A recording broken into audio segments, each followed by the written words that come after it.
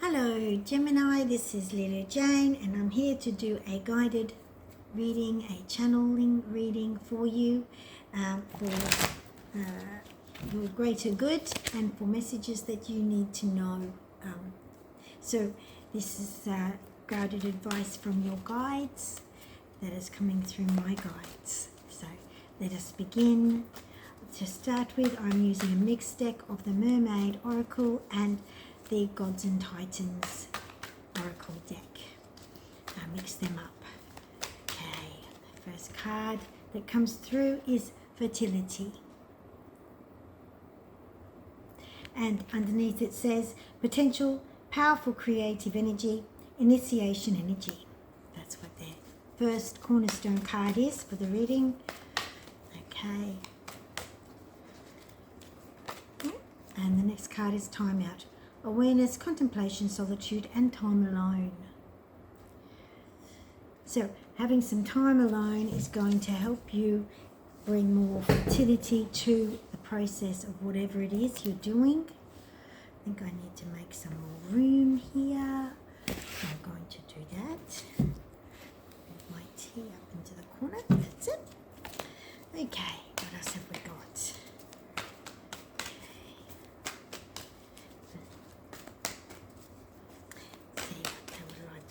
Forward.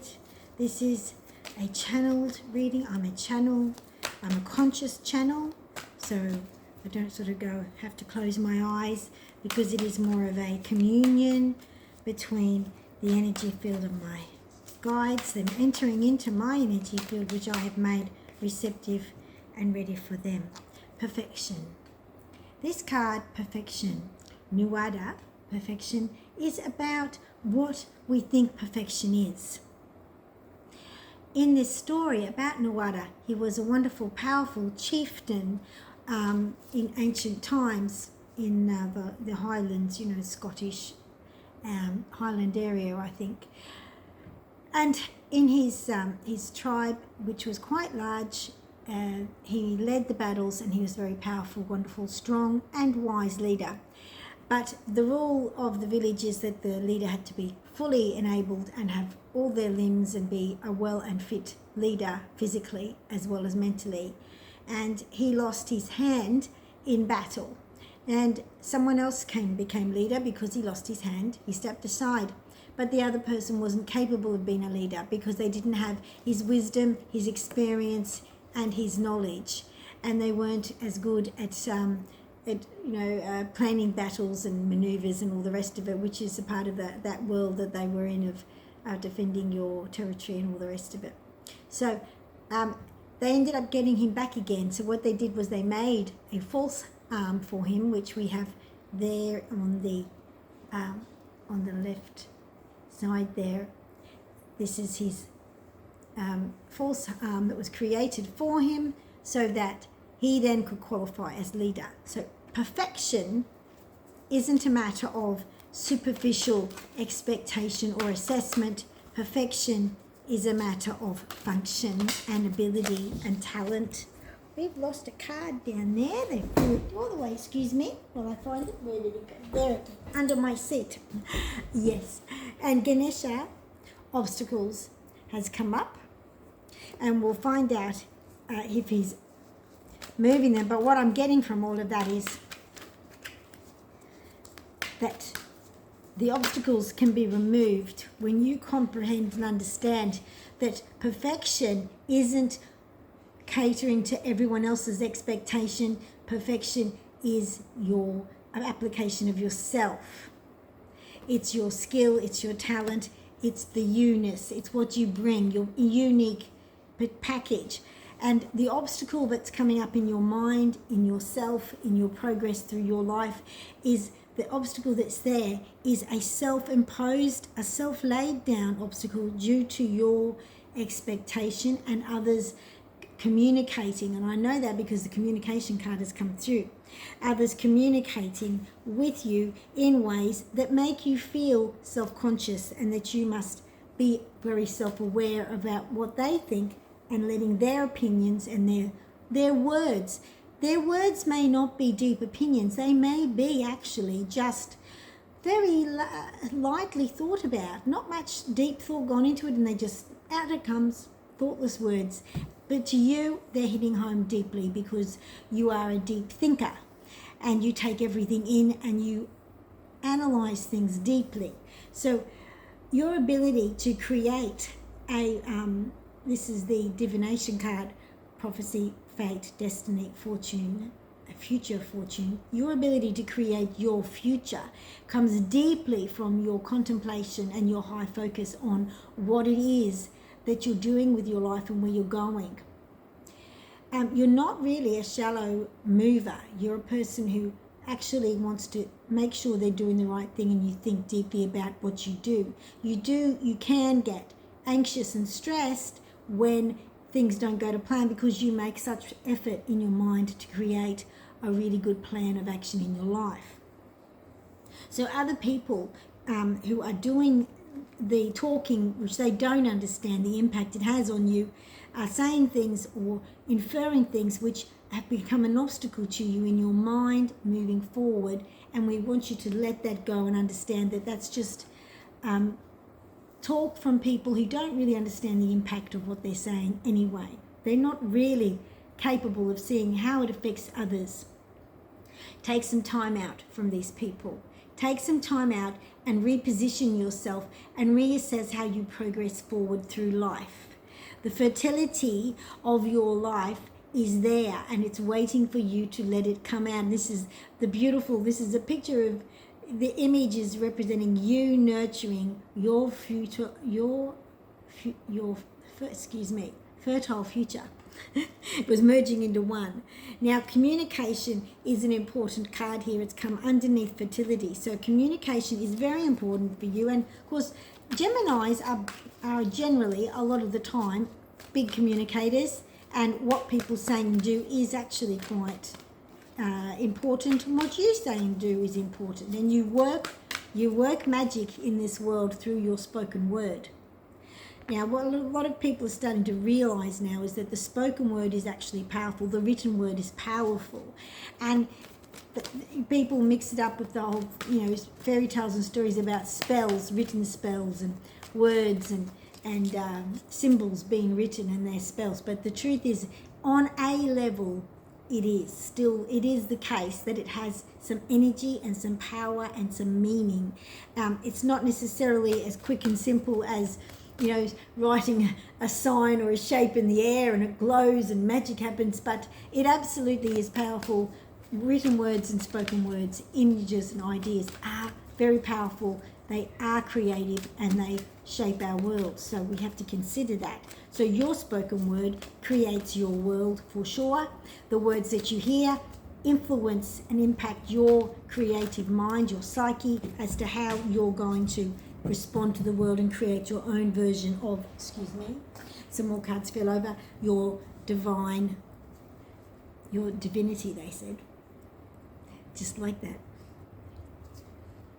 Okay, so the next card is inventiveness. Now it just beautifully comes underneath this card here. So we've got Nuada and perfection. And I was drawn to the fact that these two cards have a lot of strong energy, a lot of very strong, vital energy. It's not aggressive energy, but it's very empowered, active energy, right, of creating and moving forward. And with this energy of Nuada, you're not taking any crap from anybody. You're not interested in other people's flippant words of negativity. You're inventive and you're working out how to look at your life in a different way and make your life unfold the way you need it and want it to unfold. You are the leader and the power in your life for sure. And what a beautiful sequence. We've got Ganesha, and we've got who breaks down all places, obstacles in situations, and you have renewal. Beautiful. So Ganesha is with you, right with you, working with you, fighting with you. So here these two, they're fighting the good battle together. And he is doing it and helping you and inspiring you to be inventive in your approach and to look outside the box. And renewal is what you're both manifesting together. Renewal is what you're manifesting. This is Osiris. Renewal is what you're manifesting with the creative passion that you are feeling unleashed. And that's what Ganesha is helping you unleash. Excuse me. Need a little drink of tea. Now, beautiful. Your divine sensuality is not being impacted by all of this, and it is unfolding, and it's allowed to unfold. And you need it to unfold because it's directly linked to this energy. And that's because it's your base chakra, which is also a creative chakra. It's the powerhouse. It anchors you down and it gives you the fierce energy to move forward and to break through delusion and to find it into passionate reality, passion, truth, and honesty. That's coming. You need your base chakra involved. It's often been demonized. The base chakra has been sort of like put into a little box of, it's just like, it just makes you cranky and makes you bad and makes you shallow and makes you angry and makes you all this. It isn't. It's a vital part of your balanced energy field, and it's the part that gives you earthing, grounding, and stability and certainty. It's a powerful energy you need in balance with your heart. Now, when your sensuality aspect of your base chakra and your sacral chakra join in and merge, and then it merges in, which this is also about your sacral chakra coming into line, right? Your sacral chakra, you know who you are. You know who you are. Your sacral chakra is really getting balanced and anchored because it's all falling into line in sequence. And your heart chakra, your sensuality is merging with your heart chakra as well. That's a beautiful culmination of everything falling into line, and your inventiveness is flowing forward because you are lining up. And for some people, this is looking like and sounding like a kundalini energy getting stirred up, ignited, and activated. Dedication needs to come forward with your manifestation. So here we have time out is required, right? Time out to recalibrate, rethink, and get all this gorgeous energy happening. Kundalini time, right? If you're having an awakening, as all of this is merging and igniting and balancing through the chakras. Now, if you're feeling that it's happening, that you feel like it's a little bit out of control, you just use your mind to calm it and align everything up. Okay, the heart is the center. That's the king of your Kundalini awakening. Not the head, the heart. The heart is the governing mother energy of calm, wisdom, and proper sequencing of everything for you. So let the pillar of light that runs through you, see it with your mind lining up your beautiful, gorgeous base chakra, sacral chakra, and your solar plexus chakra, and your heart, and your throat, and your third eye, and your crown, all lining up. What you really need right now is well-anchored energy. So your main focus isn't about up here in the clouds, because that's going to fall into line naturally with everything else. Well, what you do down here in the bottom half of your chakra, from your heart down to your base, down to your feet chakra, which anchor down further, and there's another chakra in your energy field into the earth. What you do there informs the rest of your chakras, informs your energy field, and helps it to connect down and gravitate down into the earth energy, which is already ascending into 5D, which allows the earth energy to flow up through you and really anchor you into a positive, strong, fifth density energy. Wow. Great. That's what your timeout is doing, okay? That's what your timeout's for. That's the fertility we're talking about, baby. And now you need to be manifesting that. Have awareness and manifest it. Get your head into gear and really be happy about what you're doing. Dedication in your process of anchoring you, of merging you, of balancing you into this beautiful pillar of light sequence. That's what you need to do. And you need these other two cards that come out, visions. Now you're getting more awareness, more visions of understanding, because this chakra here is starting to connect to this chakra here. Your main portal of light energy is your heart. Your psychic images, clairvoyance, seeing, and out-of-body experiences could be how you're feeling. Any of those, you don't have to have them all. It's okay to have something and not everything. It's how it works for you and what you need. Not saying, oh, I tick it off this box, I got all these different skills. That's not even a thing. It doesn't even matter. It's nothing.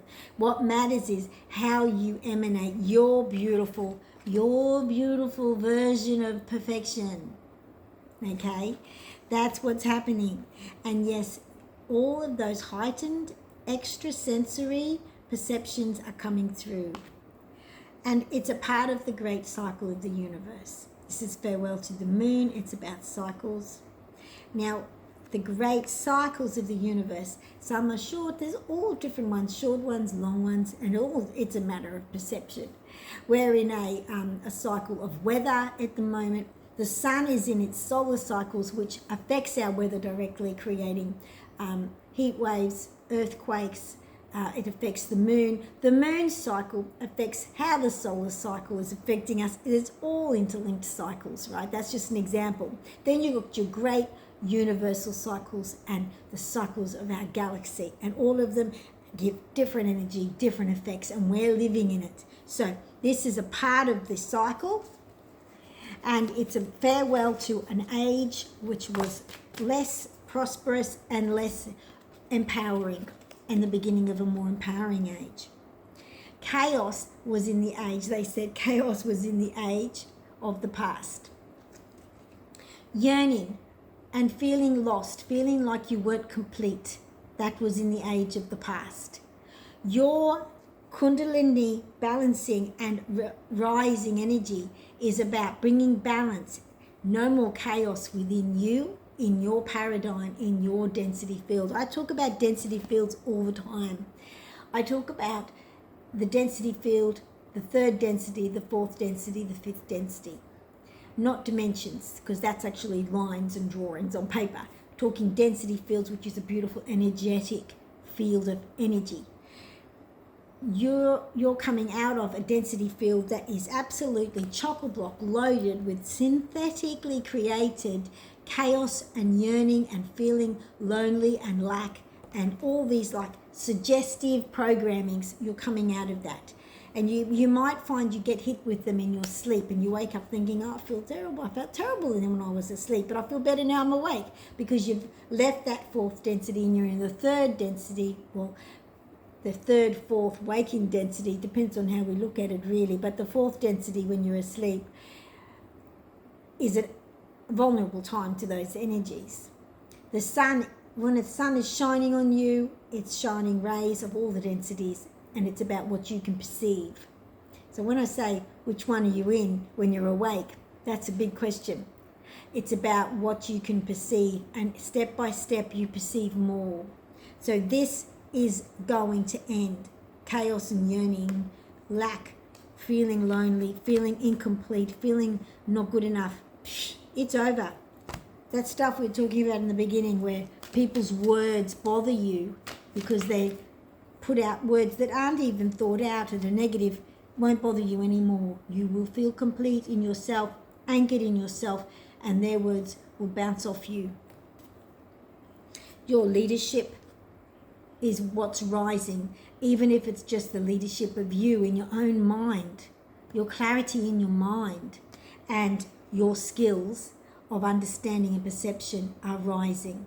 Going back to Nuada, the great leader who had wisdom and brought it through with that beautiful, wonderful rage of creativity energy.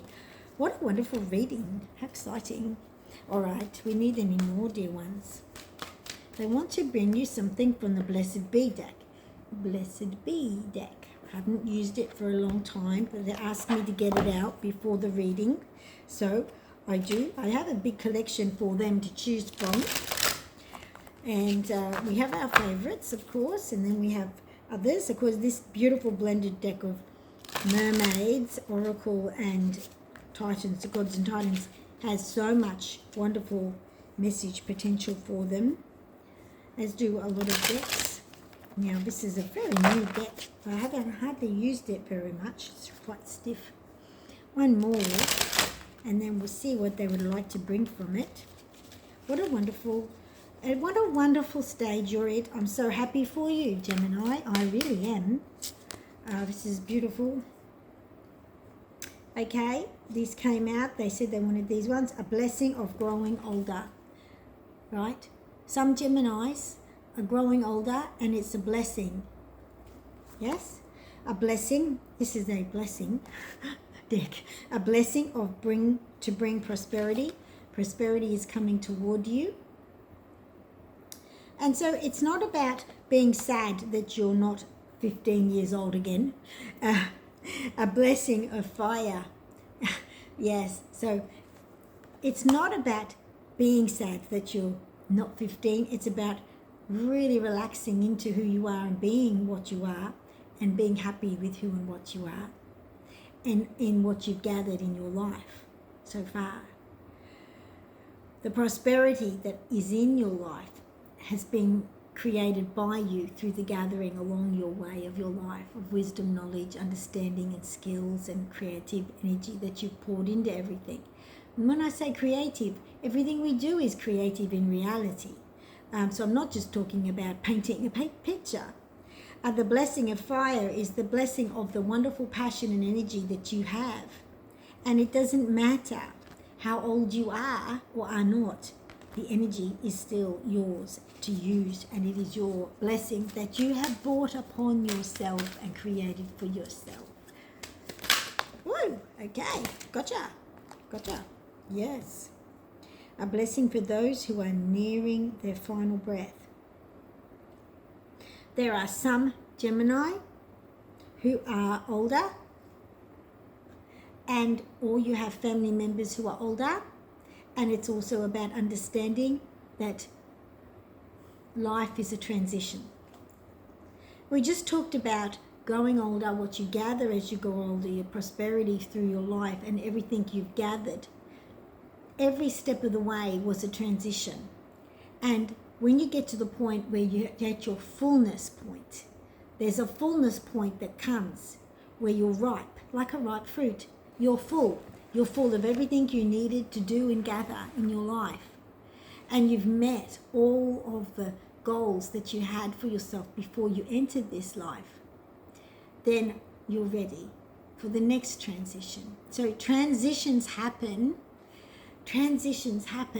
all the way through. Of course, from being in the womb to birth, that's a huge transition. Then there's the transition of learning, transition of growing older from year to year, of being a child that's at home to school and going on all these steps of transition and learning, and where you gather something from life and it becomes a part of your big library of learning and lessons and knowledge and wisdom. And this is being learned because then you can teach it and share it. The question is, the guides are saying, is when do you teach it and share it?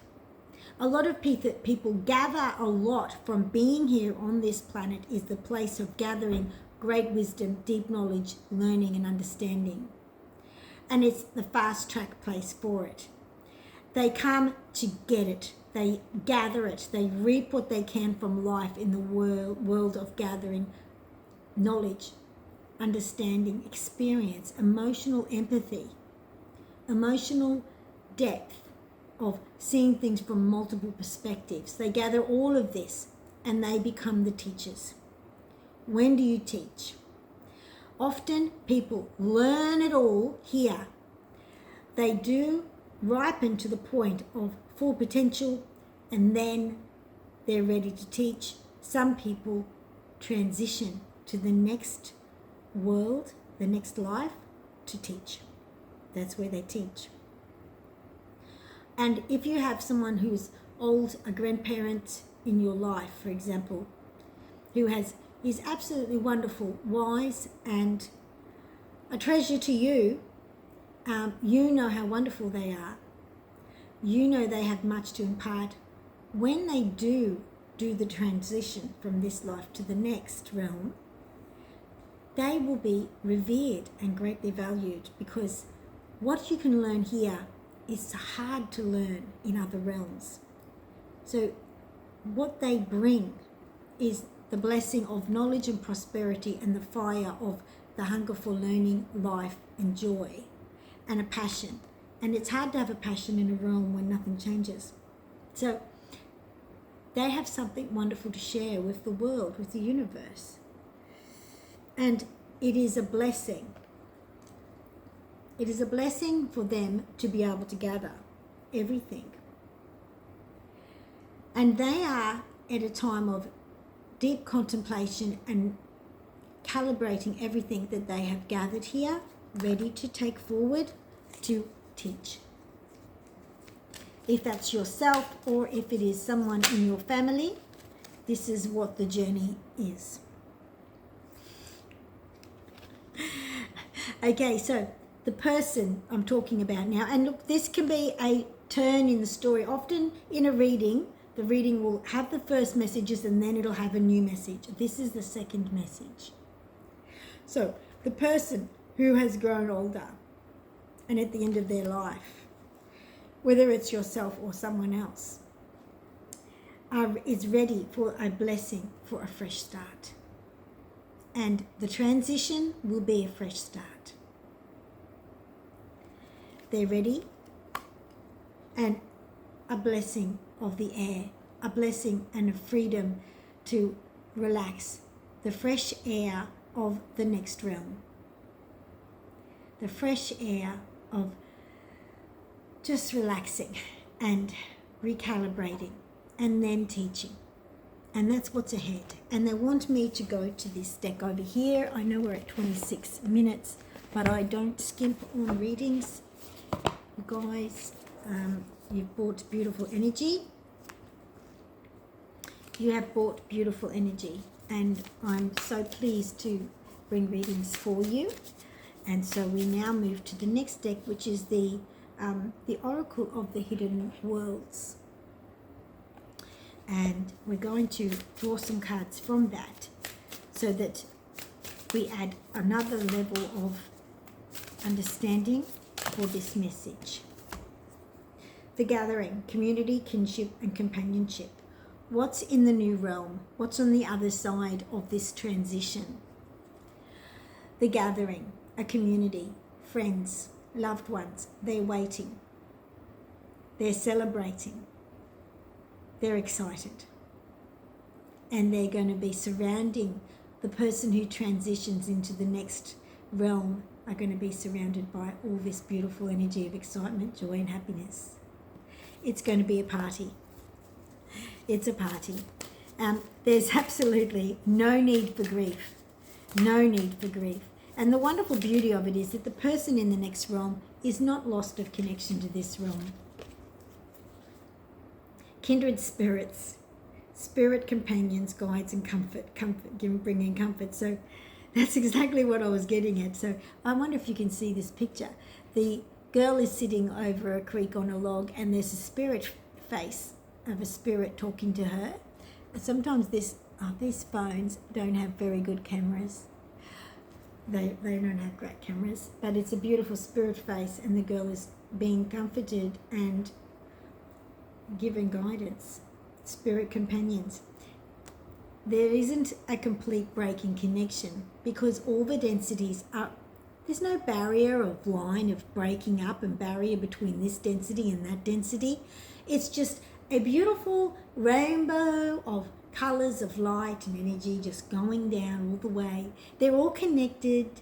The barrier is only set by oneself as to where one operates. The mountain lights. Light beings, portals and subtle energies. Yes, and once the person who is transitioning knows, they will understand that they are completely free. A blessing of the air.